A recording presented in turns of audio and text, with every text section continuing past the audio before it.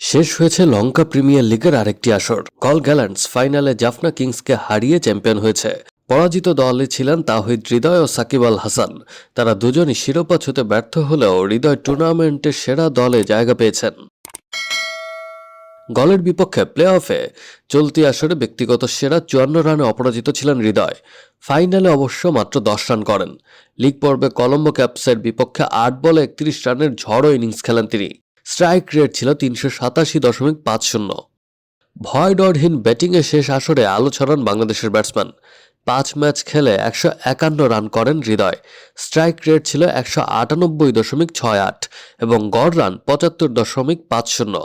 প্রথম 5 ম্যাচে তার রান ছিল যথাক্রমে 35 রান, 31 রান, 21, 54 ও 10।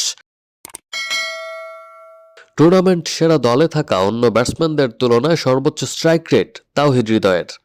এলপিএল এর আসর সেরা দলে হৃদয়কে নিয়ে বলা হয়েছে, তিনি এলেন, দেখলেন এবং প্রায় জিতেই গিয়েছিলেন। তাসকিন আহমেদের বদলে শেষ দিকে ডাক পেয়ে হৃদয় কিংসের হয়ে দারুণ খেলেছেন। মাত্র 5 ম্যাচ খেললেও তার ক্যামিও ইনিংসগুলো কিংসের মিডল অর্ডারে প্রাণ সঞ্চার করেছিল এবং দলকে ফাইনালে পৌঁছে দিয়েছিল।